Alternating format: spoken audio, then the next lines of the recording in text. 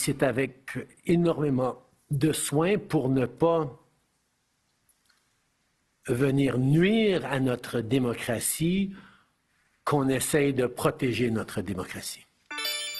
Le témoignage du premier ministre devant l'enquête publique sur l'ingérence étrangère a remis à l'avant-plan le risque que le processus démocratique canadien soit influencé par des acteurs mal intentionnés. Si on parle beaucoup de ce que cela représente pour les élections fédérales, est-ce à dire que les scrutins provinciaux sont à l'abri?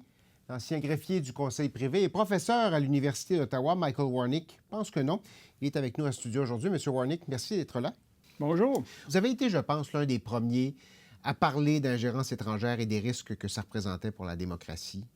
Pourquoi le Canada est intéressant? On a vu dans nos pays partenaires l'évidence claire d'ingérence d'autres acteurs, surtout la Russie, la Chine, l'Iran, d'autres acteurs aussi. On a vécu l'ingérence claire dans les élections aux États-Unis, l'Australie, l'Allemagne, la France, etc. Donc, il n'y a aucune raison à penser que ça ne va pas passer au Canada aussi. Mais le Canada est relativement, toute chose étant relative, le Canada est un petit pays, est un petit joueur sur la scène internationale. Non, c'est un pays du G7, un membre clé de l'OTAN, un pont entre l'Europe et l'Amérique du Nord. Donc, nous sommes assez intéressants pour les pays comme la Russie. Ouais. Vous avez évoqué... là, on parle évidemment d'ingérence au niveau fédéral. Mm-hmm. Les provinces ne sont pas immunisées contre ça non plus. Non, pas du tout. La livraison des élections provinciales et municipales sont les compétences des provinces. Ils arrivent tous les 4 ans et les organisations comme Élections Québec et Élections Nouveau-Brunswick, ils n'ont pas la même capacité que Élections Canada. Et je pense que les mêmes incitations sont là en termes de pression des acteurs étrangers, les courses à l'investiture ou les élections, et surtout les campagnes de désinformation, oui, malinformation, juste pour semer la division dans notre société. J'essaie de comprendre, parce que je peux voir à la limite, je peux concevoir pourquoi une entité étrangère comme la Russie, par exemple, veuille s'immiscer dans le processus électoral fédéral. Qu'est-ce qu'une entité étrangère a à retirer en s'immisçant dans une élection au Nouveau-Brunswick, par exemple, ou même, vous dites, au municipal? Pourquoi au municipal? Ça dépend de l'acteur. Je pense qu'il y a plusieurs pays qui ont un intérêt dans la population ici au Canada, les communautés. Leur diaspora? Leur diaspora est intéressant. Et des fois, ils veulent encourager ou même punir les gens dans la communauté pour des raisons de politique étrangère. Dans le cas de la Russie, c'est souvent juste pour créer la division, le chaos où possible. Simplement pour créer le chaos, oui, en sachant que ça va perturber la tenue d'un exercice démocratique dans un autre pays. Oui, s'il y a une stratégie, c'est de semer la division et miner la confiance dans nos institutions.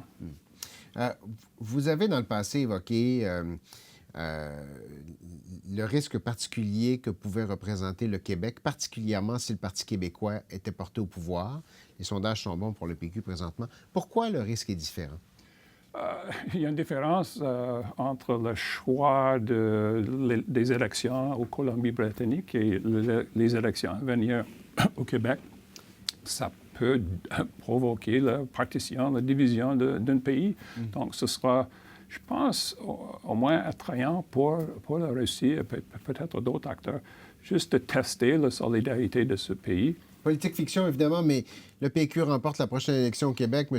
Paul Saint-Pierre Plamondon a déjà dit qu'il avait le souhait, le désir de tenir un référendum. Dans un cas comme celui-là, vous pensez que les entités étrangères viennent jouer là-dedans? Je pense que le prochain référendum, hypothétique, sera très différent de ce qu'on a vu il y a 30 ans maintenant, ouais, parce que les médias sociaux sont présents. Les possibilités pour désinformation, malinformation sont là. Et maintenant, si on ajoute les possibilités fournies par l'intelligence artificielle, les bots, comment on peut vraiment semer la confusion et désinformation, je pense que ce sera un exercice démocratique très vulnérable. Est-ce qu'on en fait assez pour prévenir ces situations-là? Parce que là, on en parle beaucoup d'ingérence étrangère. Il y a la commission. Est-ce qu'on en fait suffisamment? Est-ce qu'on va assez vite à votre goût? Un peu tard, mais avec la commission Hogg et le projet de loi sur l'ingérence étrangère, on voit maintenant des mesures à protéger notre démocratie, au moins au fédéral. Et je pense que c'est vraiment une obligation de l'Assemblée nationale du Québec à faire un exercice semblable, soit un comité législatif, une commission d'enquête, juste pour assurer qu'ils font tout ce qui est possible pour assurer que le résultat est fiable, que la campagne est équitable, etc. Avez-vous l'impression que les acteurs politiques québécois prennent la menace suffisamment au sérieux? Non. Pourquoi? Je pense qu'ils doivent étudier leur propre infrastructure, leurs propres défis de cybersécurité, qu'est-ce qu'ils peuvent faire avec les juridictions de l'Assemblée nationale à protéger le processus électoral au Québec. Vous avez évoqué le travail de la commission Hogg. Est-ce que vous avez vu jusqu'ici? C'est suffisant? Ça vous satisfait? Je pense qu'il y a deux aspects de leur travail. Un élément, c'est de regarder en arrière. Mon impression, c'est qu'ils ont fait un exercice très rigoureux.